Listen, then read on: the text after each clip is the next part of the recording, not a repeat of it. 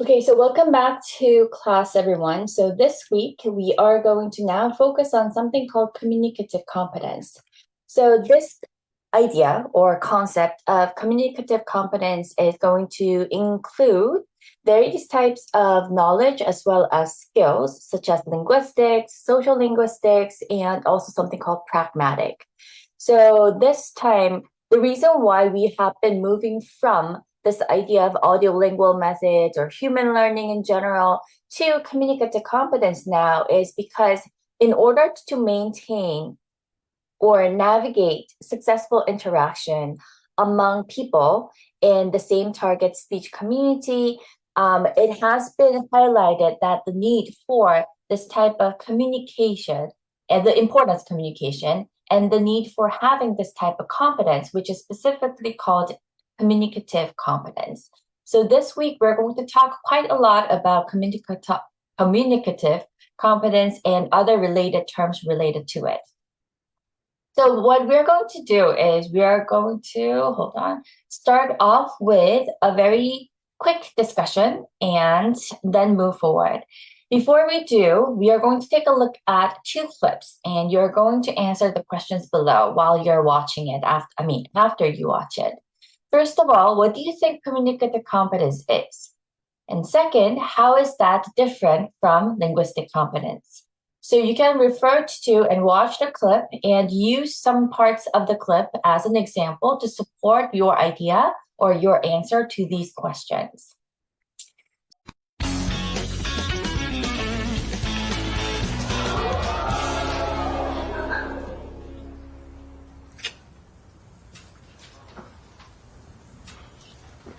Okay, Ross, I realized that you didn't expect to walk in and see that, but let me explain, okay? We weren't doing anything! Rach, he just saw us.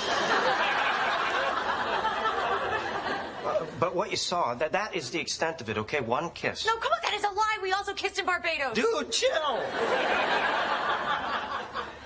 Okay, we also kissed in Barbados, but we didn't plan it, okay? And the only reason that probably was because I saw you kissing Charlie. Yeah, you started it!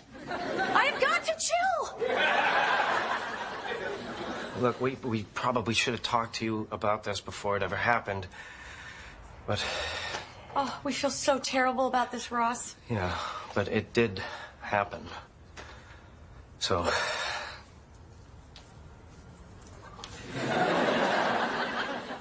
Ross?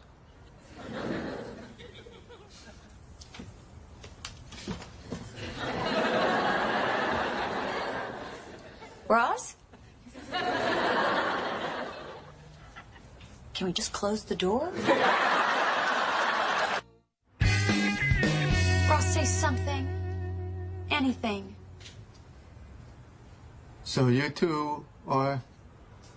Yeah. And have you had... No. No. But if I hadn't walked in here, would you... Probably... No. Ross, this is not how we wanted you to find out about this. You have every right to go nuts. I'm not going nuts. Do you see me going nuts? No, but you know what I mean. Hey. If you two are happy, then I'm happy for you. I'm fine. Really? Absolutely. I'm fine. Totally fine. I don't know why it's coming out all loud and squeaky, because really, I'm fine. I'm not saying I wasn't a little surprised to see you guys kissing. I mean, at first I was like, ah! But now that I've had time to absorb it, loving this,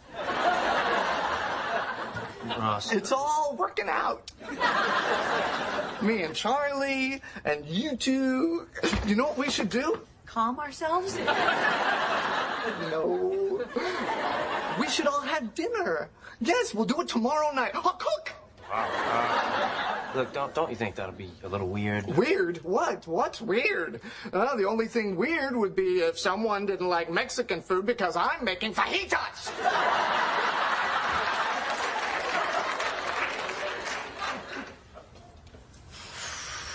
I do like fajitas. I know you're pissed at me, but we have to talk about this. Actually, we don't. Fine, okay, fine. But I gotta say, technically, I didn't even do anything wrong. What? You didn't do anything wrong? I said I didn't technically. Okay, well, let's put aside the fact that you accidentally picked up my grandmother's ring and you accidentally proposed to Rachel. Well, can I just stop you right there for a second? When people do this, I don't really know what that means.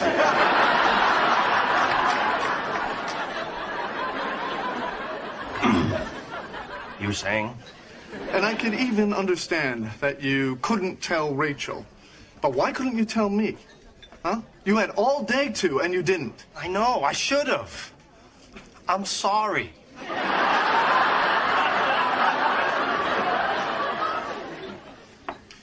Not using it right, Joe.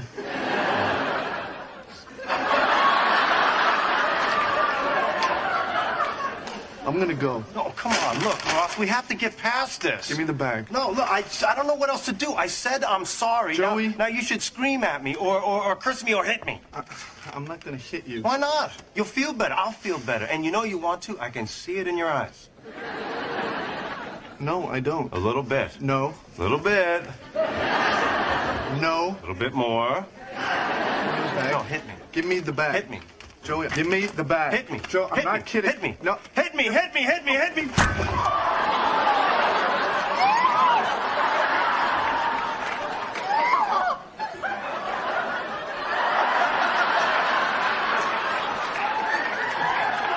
You ducked! I'm sorry. It was a reflex. Oh my God, this really hurt. I couldn't help it. When a fist comes at your face, you duck. Look. Oh! What is the matter with you? You were supposed to duck. Why didn't you duck? Why don't we talk about this on the way to the hospital? Good, good. Yeah, maybe while we're there, they can check your reflexes.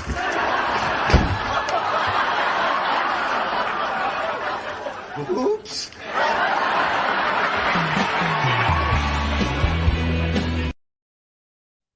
I forgot to mention at the very beginning about the relationship between the two. So this guy over here called Ross and Rachel used to go out. So they have dated. They're all friends. But then she and this guy over here named Joey has just recently started to develop their relationship. So that was the case what was going on there. And you can see how awkward that Ross felt of this particular situation. And you can think about the behaviors that Ross presented while responding to this new finding. On the right-hand side, I don't know why suddenly it's gone. On the right-hand side, we have an interaction between, this is not the same episode, this is later on. Again, and there is some sort of a tension between Ross and Joey, and you can think about the more of the nonverbal communication that came out in this particular interaction. So with your neighbor, overall, in general, you can talk about, exchange your ideas on what communicative competence you think is, and also how that is different from linguistic competence, talking about the examples that came out in these videos or in general. If you can think about your own example, you can also bring that into your discussion. So I'm going to give you about like 3 minutes, not that long. Try to go over with your partners and exchange your ideas, and I will bring you guys out in 3 minutes. Oops, on.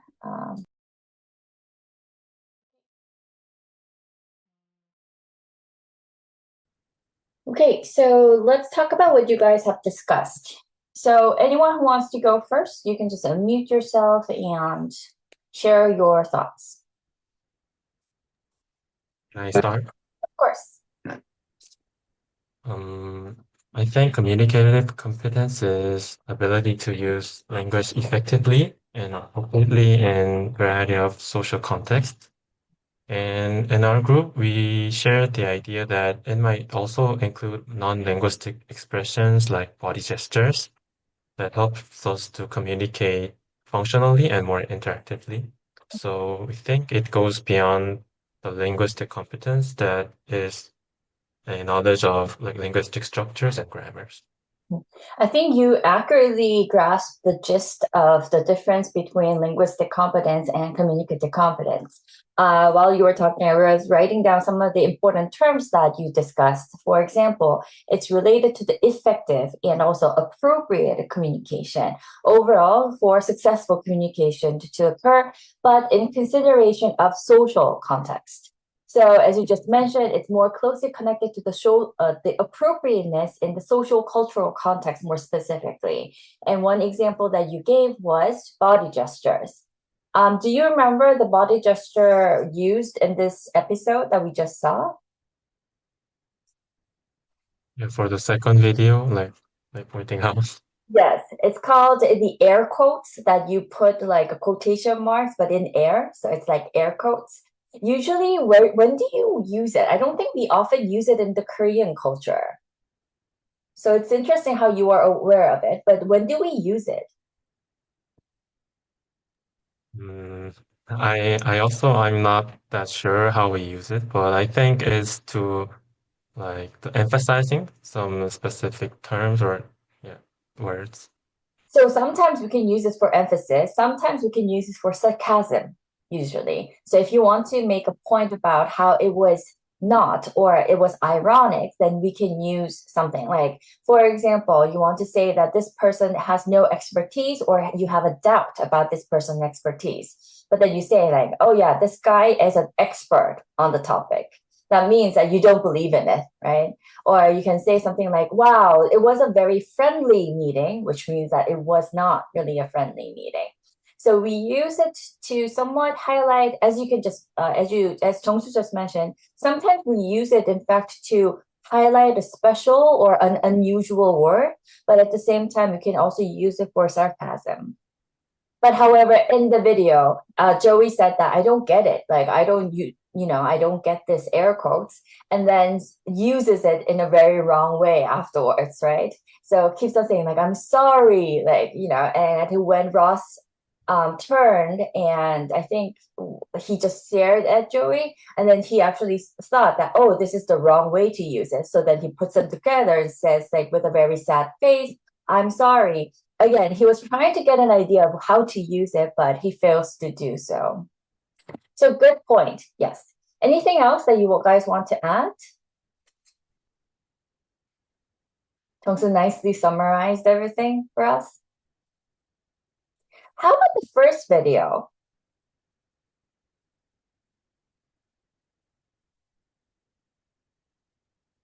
Did you, Ross, when he found out that Joey and, what was her name? Rachel were going out. Ross, in fact, said something like, I'm fine, right? Did the others believe that he was really fine? What might have been the reason why when he said, I'm fine, was not literally translated?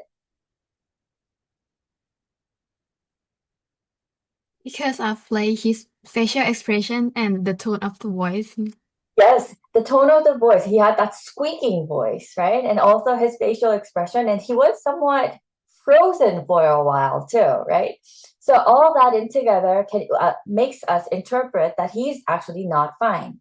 I think we have this ability, this communicative ability ourselves, because we can always tell if somebody is feeling good or not. Whether, like, let's say that your mother seems to be in a bad mood, and you might say, like, are you okay? Or are you mad at me? Or are you mad? Or are you feeling bad? Or, you can ask those questions. And they might just say, like, I'm fine. But then we know that it's not fine, right? So we get those ideas from the tone that Priya Point just mentioned. We can also figure out the facial expression or the vibe or the environment or the context itself, what has happened before and after. So all that gives us an idea that this person is likely to not feel fine, but in combination of how that person delivers, I'm fine, altogether suggests that this person is actually not fine. So that kind of tells us quite a lot about not just linguistic. If we put it down on like what we call transcript, do you guys know what transcripts are? Transcripts are something that you write verbatim. So A said something. A, how are you? B, I'm fine, thank you, and you. Like, that's called transcript. So you write everything down. Here, when you think about putting I'm fine into transcript itself, if you just look at the word and just interpret that, oh, this person is feeling fine, that will get rid of all these nuances and the squeaking voice and everything away. So the linguistic competence, the reason why we are comparing between linguistic competence and communicative competence was because that there was this idea that around like 1970s that people started to distinguish between linguistic and communicative competence to highlight that there is this difference between what you know in knowledge and what you can do functionally and also interactively. So that's why we have shifted from linguistic knowledge to now communicative knowledge. So we have now moved on to the next. So then with that in mind, let's take a look at the next ideas. So we are going to start talking about what social linguistics is more closely connected to. Do you guys know, first of all, do you know the difference between linguistic and social linguistic? So linguistic is a study of language, right? You're only studying the language, for example, the sound system or the alphabetical grammatical structure. Social linguistic is looking at the language use. So you are looking at how language is being used. So the contrast between the two, like you would imagine that linguistic, the field of linguistic was born first. And then afterwards, social linguistics came after because people started to notice that linguistics is not enough to explain how people actually use the language in communication. So people started to pay attention to how people actually use the tone, for example, facial expression, all in part in communication. So that's where we have somewhat shifted from this idea of linguistic competence to communicative competence and social linguistics.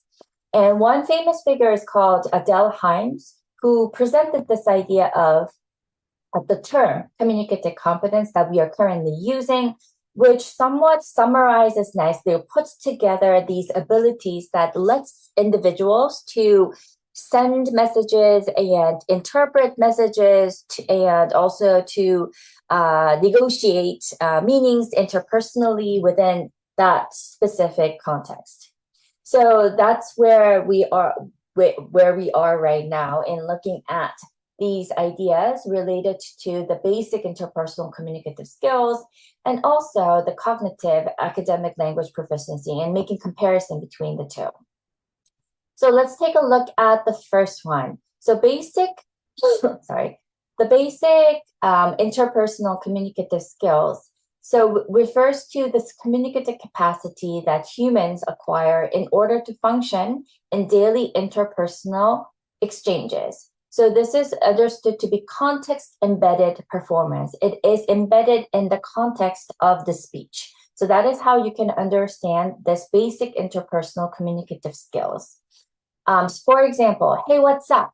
Or not much. And when you think about these type of interactions, these are very much functional, and these could be considered to be highly dependent on the context, the speech context. So you can think about things like greeting friends or chatting, casually ordering food over phone or asking some questions. All these will be very highly context embedded, which means that we can understand the context not only through words, but also through gestures, facial expressions, tone of the voice, and our understanding of the shared context. So that's where we can understand that I'm fine with the squeaking voice and all the others in the basic interpersonal communicative skills. However, the next one, the cognitive academic language proficiency is a little bit different. This one refers to the dimension of proficiency in which a learner manipulates or reflects on the surface features of language in academic context, such as text taking, writing, analyzing, and reading academic texts. So what this means is that the cognitive academic language proficiency refers to the language used in academic or cognitively demanding situations. So for example, when you're writing essays, analyzing text as you guys took exams, or when you're trying to understand lectures or discuss some of the very abstract concepts, these are all examples related to the cognitive academic language proficiency. So what this means is that, for example, it is very much context reduced. You don't get much input from the context, the social cultural background, but rather is embedded within that the academic situations. So, for example, let's think about the example given here. Everyone be seated or get into small groups and discuss this question that we see oftentimes. These might be very simple, but academic language often becomes very context reduced. This means that learners would rely as you can't rely much on the gestures or the situational clues that you get from the basic interpersonal communicative skills. You need to understand the language itself more deeply. So, for example, if a student reads an academic article about, let's say, climate change, or they need to understand the specialized vocabulary, complex grammar, also have some sort of a background, and also abstract meanings. So altogether, the distinction between the two here tells us quite a lot about the education, because teachers sometimes assume that the students who speak fluently socially are also academically proficient, but that is not always true, right? So a learner may appear conversationally fluent while still struggling with academic reading or writing. This actually happened to me quite a lot, because when I was teaching, let's say, for example, English reading and writing courses in Korea, I used to have students who come from abroad or who have spent quite a lot of time abroad and also came back to Korea and took my class. So some students came up to me and they were concerned that some other students seemed to be very fluent in the language, in English, for example, already, but they were not, because they did not have the same exposure to the language. However, I told the students that that does not necessarily mean that student is going to be better in performing academically. And that was in fact true. A lot of the times, what I found was these students who were very fluent often thought less of the writing, put less effort in writing, I would say, compared to students who did not have that much background abroad or having exposure to spoken discourse. So therefore, I first-handedly experienced that although there were some students who were very fluent socially, conversationally, they were completely fine, but they would end up getting like C or something like later on, because they would not really do good a job in writing. The academic writing is a completely different one. And this is something that we are going to come back to later on when we talk about style and registers and genre, for example. But I wanted to let you guys know, or at least have you start thinking about that as we move from high school to undergraduate study to university, you often think that your language, your exposure to language do not necessarily change that much. However, you would be surprised that it changes very much, that you would find it since we often think that if it's the same language, we don't develop it dramatically. However, later on, when you look back, you would realize that your language, in fact, changes quite a lot, even in your mother tongue, through your undergraduate year, through your graduate year. Going back to my personal story, just to give you an extra idea, I thought that I had developed my speaking skill quite to I think to maximum level until to my capacity, I guess, in high school. And so I came back to Korea, and afterwards I went back to the United States to do my master's and my PhD. So while I was doing my PhD, I got a chance to meet my friends from my middle school. And when I saw them back in Toronto, they said like, "Oh, your English has changed so much." And I was very surprised because I was like, "Oh, I thought my English just stayed the same." However, the vocabulary that I started using, the phrases that I made, the complexity of the sentences, those have eventually changed from my exposure to a lot of articles, for example, a lot of readings, a lot of interaction academically. And so we might oftentimes think that or assume that when once you reach a certain level, you don't dramatically develop or grow. However, I assure you that there is still a continuation of growth depending on your exposure to different settings. And this is not only about L2 or foreign languages, it's also about your first language. Anyway, so that was a very long talk. Now let's move on to communicative competence. So hold on. Okay. So when we talk about communicative competence, so earlier language teaching focused mainly on grammar, but communicative competence expanded the idea of what it means to know a language. And this is one of the framework by Canal and Swings to look into the different system. First, we have grammatical competence, first of all.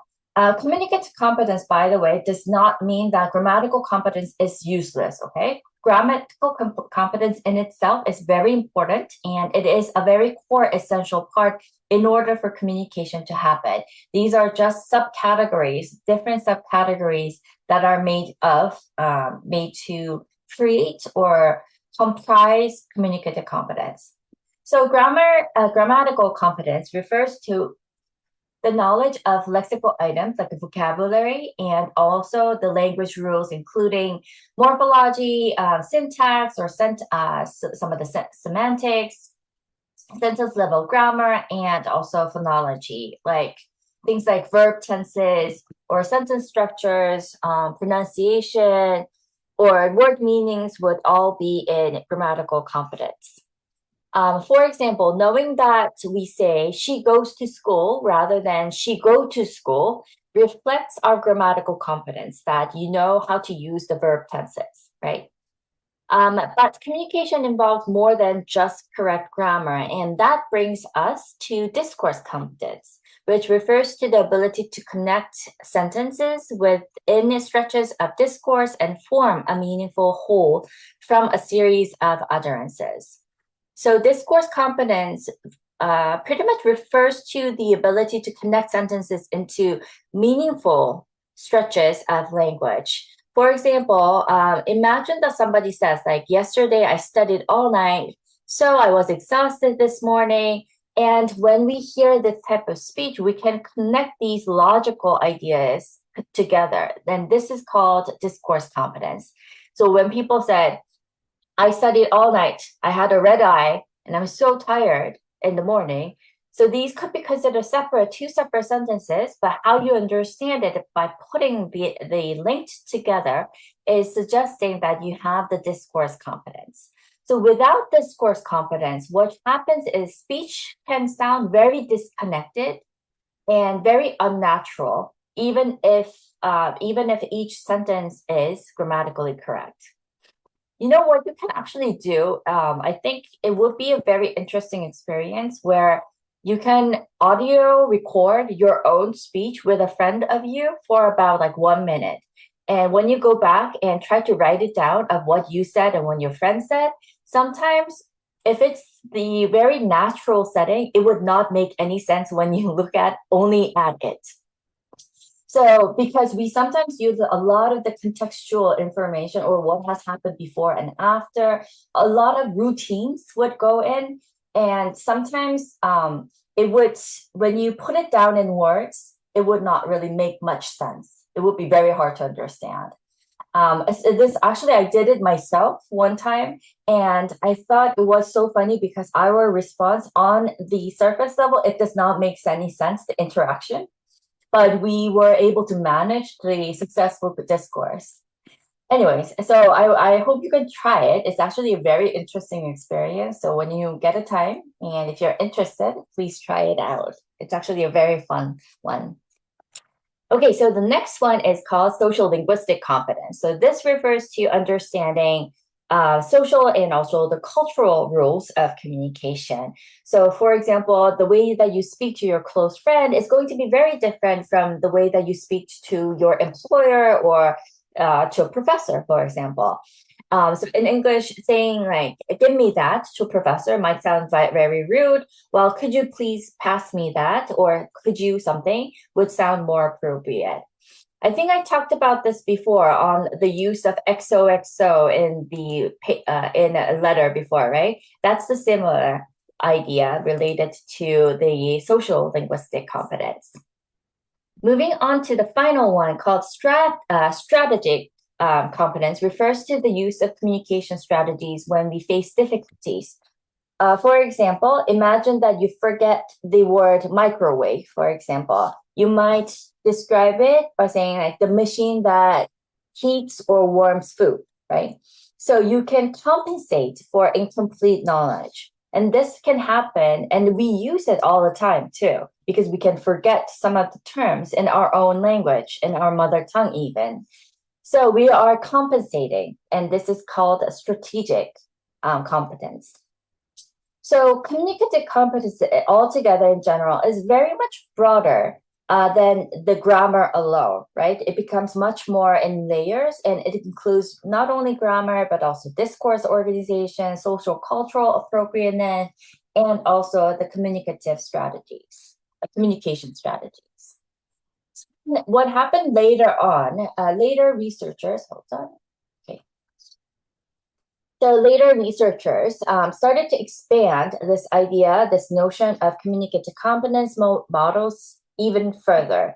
And one important concept is called the organizational competence. And this one refers to the ability to use the rules and systems that dictate what we can do with the forms of language. So what this suggests is the understanding how language is organized structurally and also textually.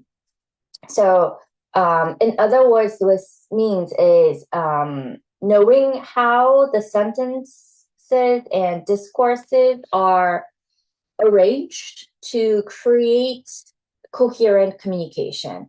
So that's the understanding of an organizational competence. For example, let's think about an English essays. We usually expect an English essay to have an organizational structure of an introduction, body paragraphs, and then conclusion, right? And also at the same time, in conversation or in a phone call, we also follow certain organizational patterns, right? So when you phone call, it's called summoning, your bell rings, and then you pick it up, and there's a greeting that comes up, and also at the end, there is the closing of the conversation. So that's called organizational competence. Moving now to the pragmatic competence. Pragmatics focus on meaning and context. So pragmatic competence means understanding not only what words mean literally, but what speakers actually intend. The actual intention of the speaker is where the pragmatic competence comes in. And this is a very interesting part. For example, if we were in a classroom and I said, oh, it's cold in here, right? Or what that means is not just describing the temperature, but also I might be requesting somebody who is sitting next to the window to close the window, right? So this is called pragmatic competence. And we're going to soon look into these ideas related to the pragmatic competence in more detail.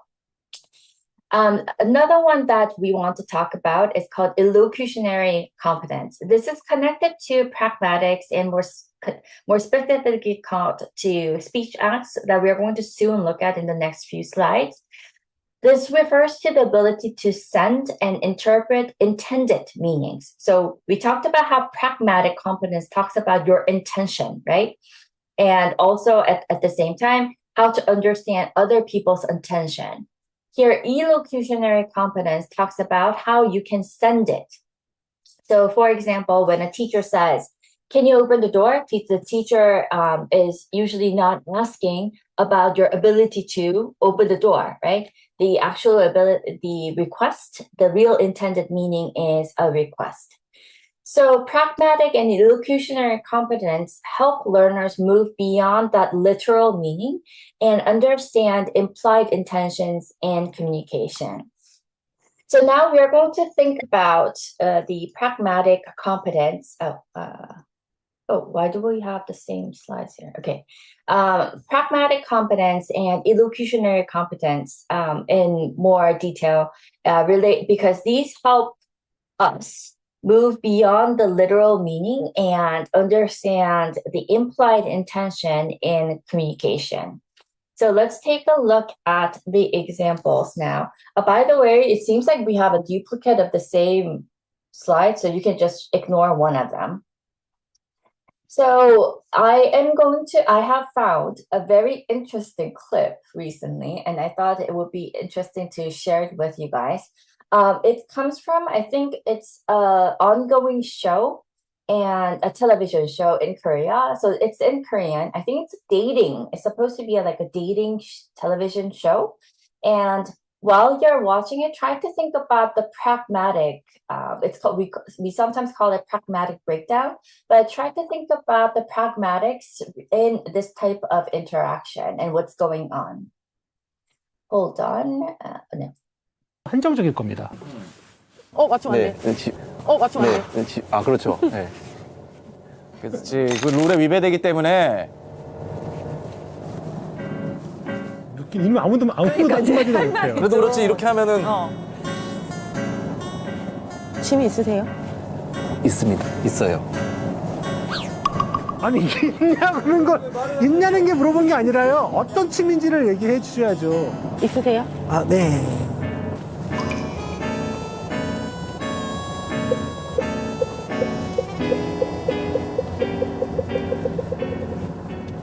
저는 대부분 이제 일하거나 네.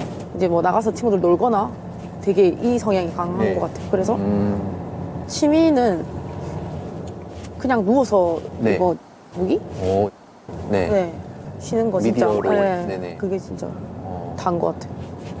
그래도 쉴 때 확 쉬는 거죠. 그 편하게. 네. 네. 그쵸. 이불 밖은 위험해. 그렇죠. 네네. 네. 저는 근데 그 이불에 있는 시간이 잘 없는 것 같아요. 거실. 우와! 신선한데? 이게 농담인데. 신선한데? 이불을. 야, 저 멘트 너무. 이불 밖에 안 계시면은 저 그럼 거실 쪽에 계시나 봐요. 이거 농담인데. 하이개그인데 이거. 거실 쪽. 대단하네. 이렇게 받을 줄은 몰랐어. 이제 집 안에 대부분 있지만? 밖에서 나가서 이제 뭐 일하거나 아니면 네. 친구를 만나거나 이런 식으로 하는 것 같아요. 네. 뭐 하세요? 취미? 두 분 다. 저도 진짜요? 잘 맞는데. 뭐 좋아하세요? 저는 러닝하고. 러닝. 네네. 그리고 일주일에 한 번씩 그 풋살. 축구. 동호회에서. 동호 있으세요? 네네. 네. 동호 있으시고. 어허. 좀 코.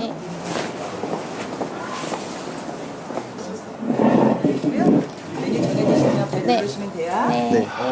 과연 여기서 좀 말을 좀 해야 되는데. 근데 이걸 깔아가지고. 그래, 루키, 제발. 원래 고기 얼마나 드세요? 저는 많이 먹어요. 최대 얼마? 삼겹살 한 줄로 친다면 한 10개 정도 먹을 수 있을 것 같습니다. 한 10개 정도 먹을 수 있을 것 같습니다. 좀 많이 나오겠는데. 그렇게까지는 지금 안 먹을 거고요.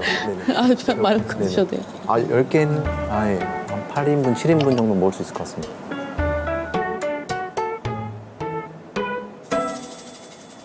갈비 5인분 시킬까요? 네, 5인분. 네. 그냥 음료수 드실래요? 네, 저 음료수 사이다 하겠습니다. 사이다. 저희 갈비 5인분. 네. 사이다도 안 드릴게요. 네.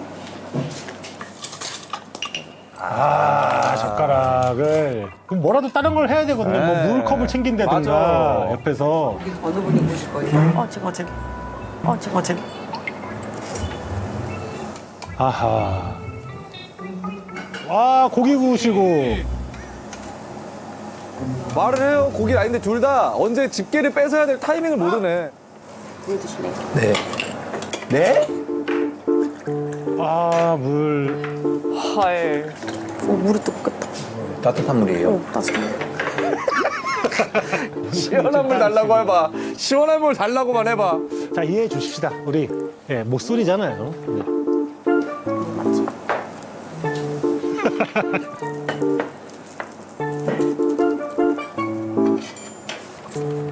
고기 좀 구워요, 루키. 진짜 두초구님이 그 오마카세 주인님 같아요. 이렇게 드십시오 이렇게 하면서. 아, 루키님이 이제 같이 굽네. 고기 좀 바짝 익혀 드시는 편이에요? 어떻게 드세요? 저는 살짝 바짝. 바짝? 돼지고기는 바짝. 네네. 근데 너무 바짝 익으면 좀 딱딱하지 않습니까? 맞아요. 네. 네네. 또 본인 또 이제 취향이 또 있으시니까. 그걸 사이다 왔어요? 안 왔죠? 사이다요? 아까 시키셨잖아요. 네.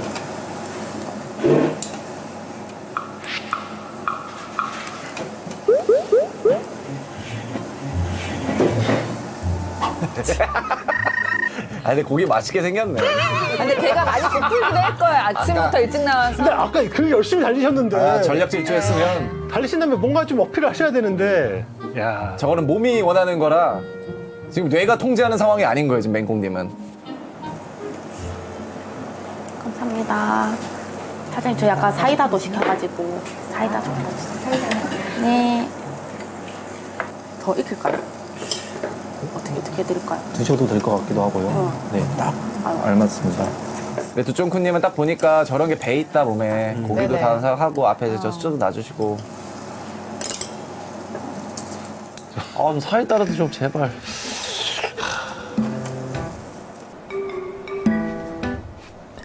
대화하시는 거나 이제 행동, 대화, 행동. 그래서 그냥 서툰 부분들이 조금씩 보이는 것 같아요. 목소리신가 보다. 그렇죠. 왜냐면 그렇지. 목소리시니까 뭐. 잠시 잊고 계셨겠지만 남자분들은 다 못소리입니다 지금. 근데 저런 분들은 가르치면은 맞아요. 또 잘하십니다. 정말요? 그럼요. 저런 분들 가르치면 잘해요. 먹어도 될 것 같아요. 예. 드세요. Okay, so I thought it was interesting how the title of the video was like 눈치, because this person does not have 눈치. And I think we use the expression 눈치 very closely with our understanding of pragmatic competence. So I thought that was an interesting point. Anyways, going back to what we just saw, and let's further talk about these ideas of intention. Right? So before going more specifically into intention and pragmatic competence, what do you think happened here? And the woman asked the guys if they have any hobbies, and they just said, "Yes, I do. Yes, I have," but didn't explain what their hobbies are. And later, didn't we order a drink like Sprite? And they said nothing. They should have asked the server to bring them, but they didn't. Yeah, I know. One of those two moments, that was the reason why we saw the whole clip here. First of all, she asked about hobbies, right? Do you have hobbies? And it's something that we just talked about, that do you have hobbies or can you speak English? This could be a question about asking the ability, but at the same time, you might be asking further about more of the description that follows. So what are your hobbies, right? So instead of just directly saying, what are your hobbies? You can ask, do you have a hobby, right? And these guys both said yes. so answered it in a yes or no to a somewhat of a yes or no question. So then the conversation just suspended there. It did not continue. So that's a very interesting point of the lady, she got very confused. And she got, and her name, I don't think her actual name is called Tujungku, but I think that would be like the nickname, hopefully. But because the other guy's name was Mengkongi, which is, I hope, again, not a real name. But anyways, so you can see the confusion in her facial expression. She goes like, what? So it just ended. So she kind of got the idea that the conversation did not continue. And you can see that she's the one who's keep on asking questions and making efforts. So one tip that we can get from that is once you go on a date, try to talk right? Talk to a question when you hear this type of yes or no question. But again, the quantity is also important.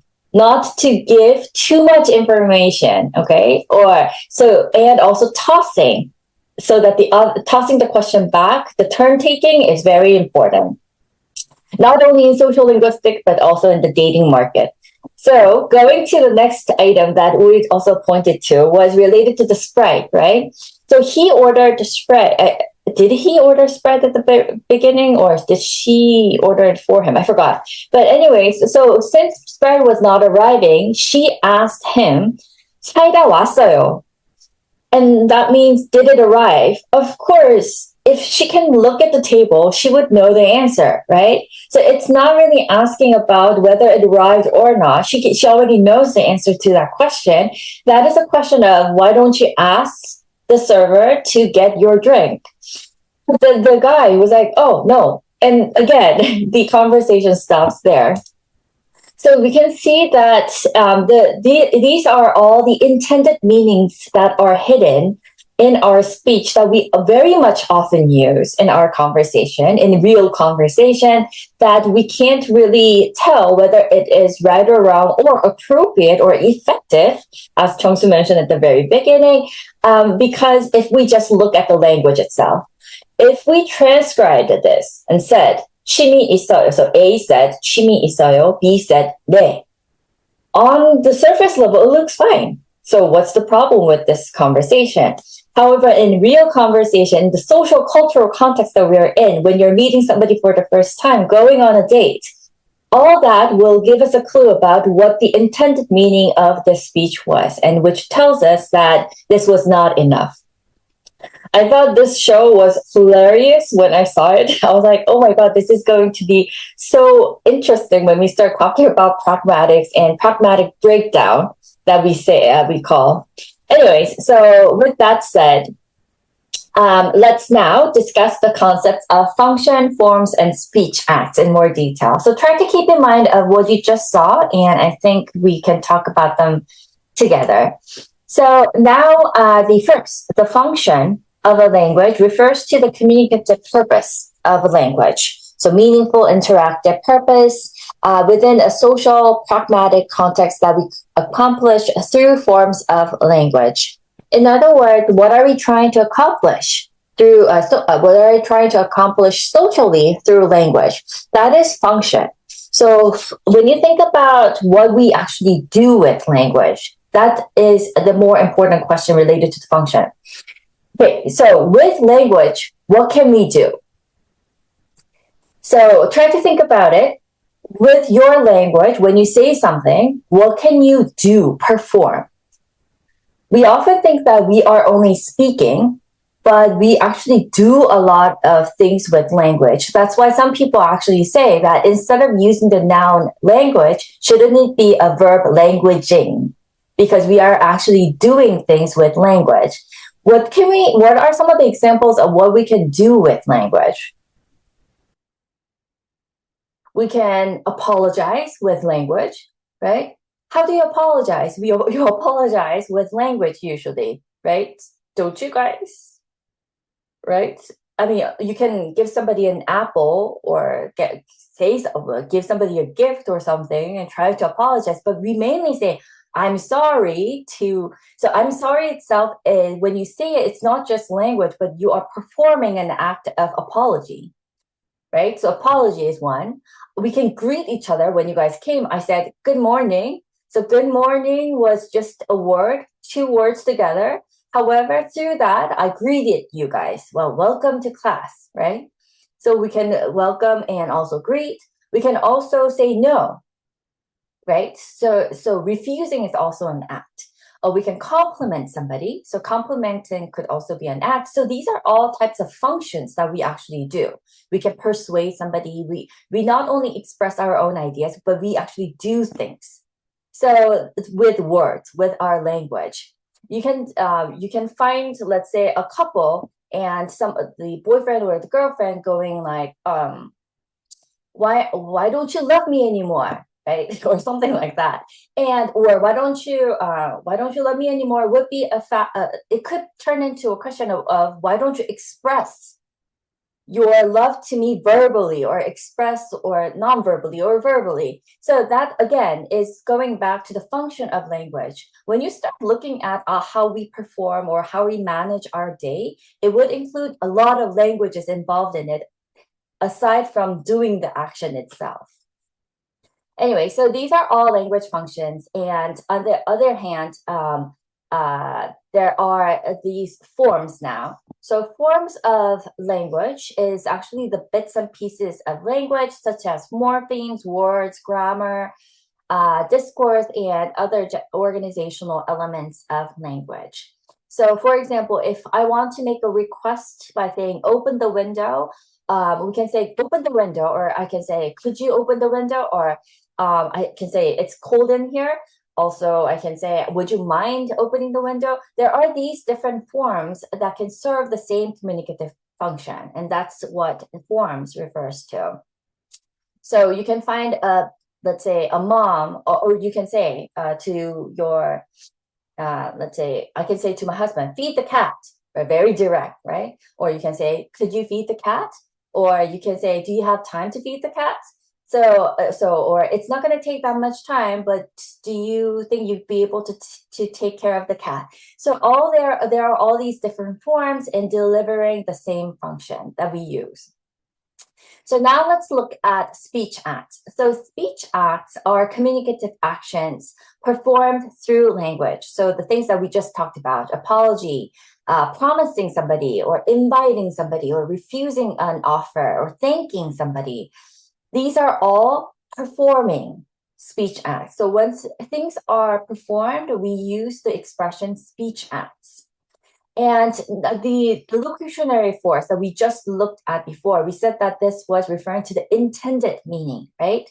When you wanted to say 사이다 왔어요, it does not mean is it here or not, but it actually means that request whether your sprite, or confirm whether your sprite order has been gone in or not. So when you think about it, the elocutionary force is referring to the intended meaning rather than the literal meaning.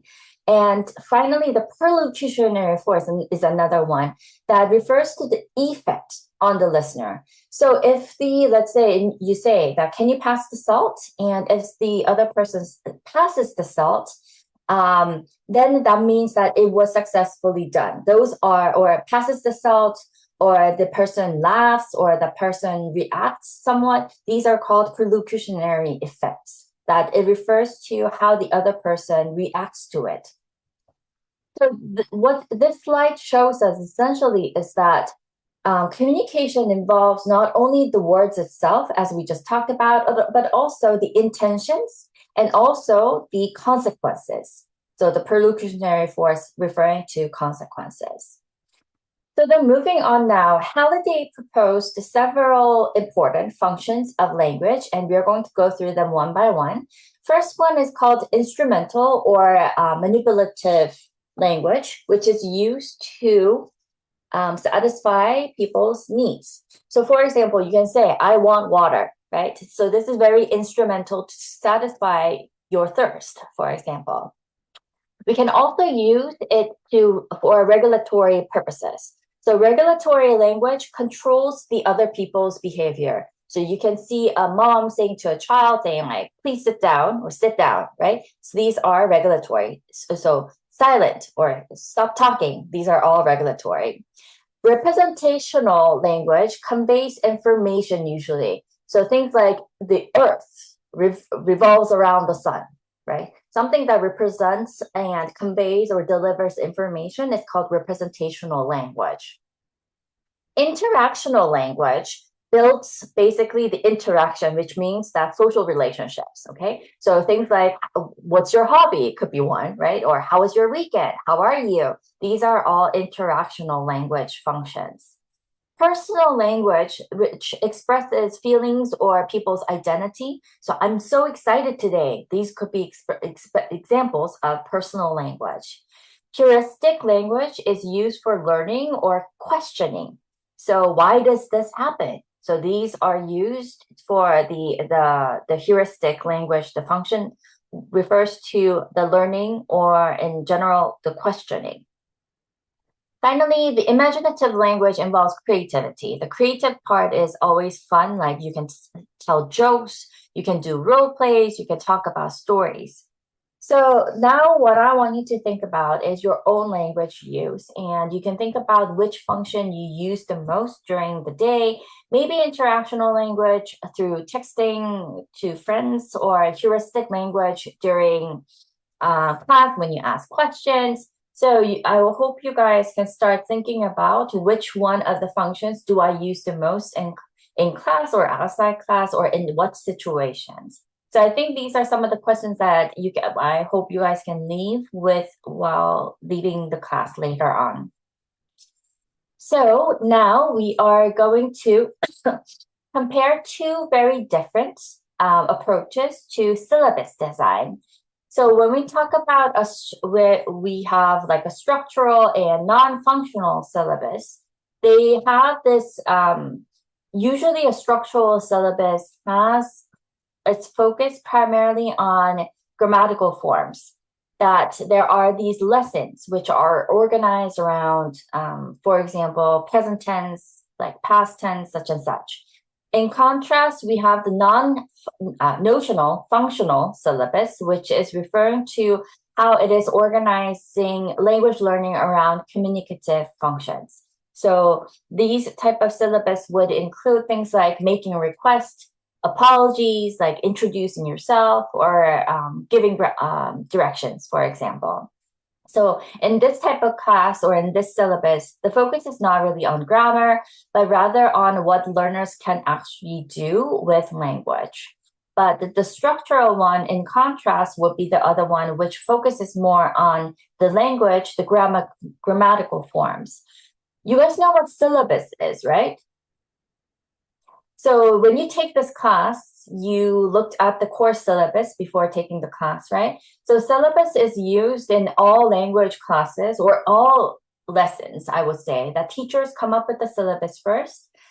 They would go through the class having something called the lesson plan. So for each class, we have a lesson plan. You write down, for example, for this particular slide, I'm going to spend this much time. For this small discussion question, I'm going to give them 3 minutes. So you line up your lesson plan for each class. But in general, you have a syllabus for the whole course. So the notional functional syllabus means that this course is going to be designed to emphasize the communicative competence, the communicative functions for learners, while the structural syllabus is going to be more organized, focused on grammatical forms.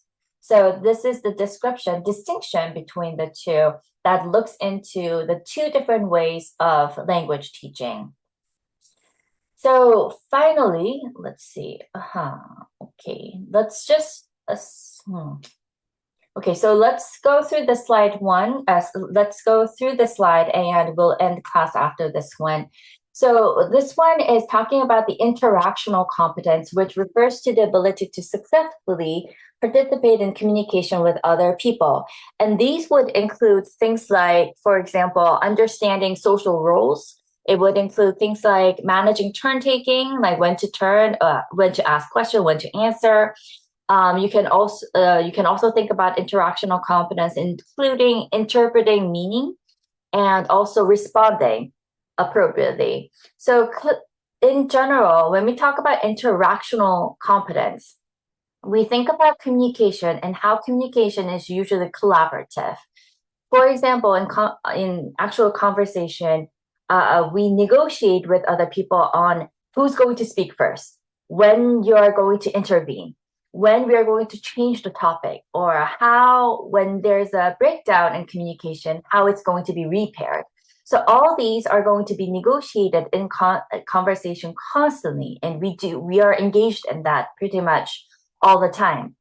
And engagement in, therefore, this idea of engagement in social interaction requires, first of all, the participation framework, which refers to the social relationship between speakers, for example, like teacher, student, friends, or customer, worker, for example.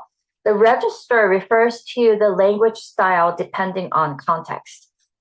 We are going to talk more about register next time, but we speak differently in formal interviews compared to casual conversations that we have in class. So it's going to be dependent on the style and also the language style that points to the register.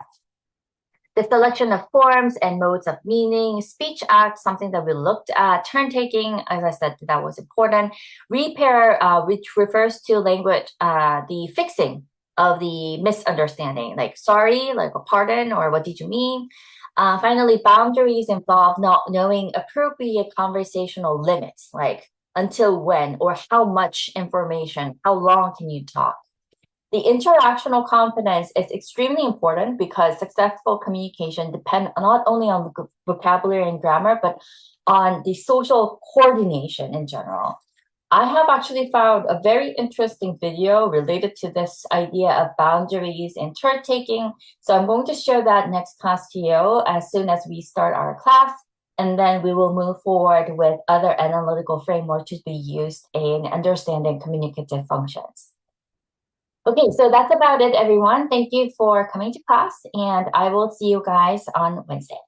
Have a nice day, and if you have any questions, please then ask me before you leave. Otherwise, I will see you on Wednesday. Bye, guys.